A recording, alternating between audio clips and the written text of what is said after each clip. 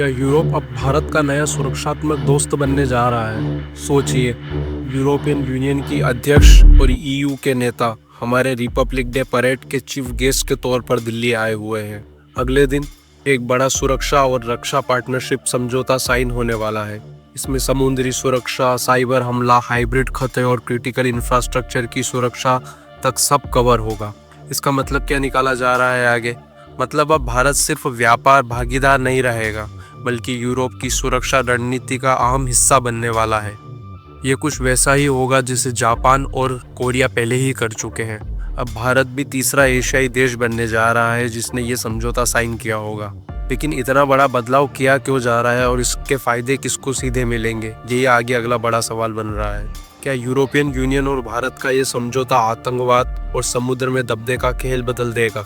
इस समझौते से कहीं न कहीं काउंटर टेरर ऑर्गेनाइजेशन और अंतर्राष्ट्रीय मंचों पर सहयोग भी बढ़ेगा।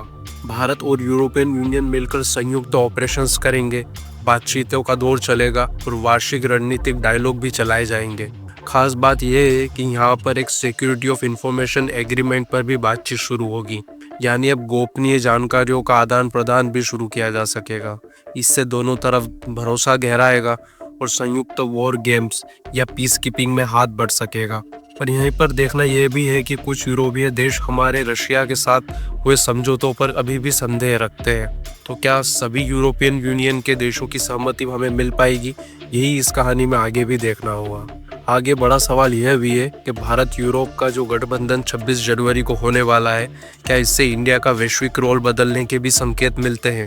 सोचिए, 16वां इंडिया यूरोपियन यूनियन समिट होने वाला है। संरक्षण से लेकर स्पेस सिक्योरिटी और नॉन प्रोलिफरेशन तक की बात की जाएगी।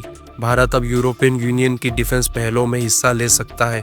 इससे भारत की ग्लोबल पोजीशन मजबूत होगी, खासकर जब अमेरिका अपना फोकस शिफ्ट कर रहा है। साथ में समुद्री अभ्यास और मिलिट्री एक्सरसाइजेस और ऑपरेशन पहले भी हुए हैं। अब यह निरंतरता और बढ़ेगी, पर इतना बड़ा कद बढ़ने से चुनौतियां भी आएगी। हमारे उनके नीतिगत समन्वय, भरोसा और लोकतांत्रिक मतभेद आगे मसलों को और भी ज़्यादा जटिल बना सकते हैं।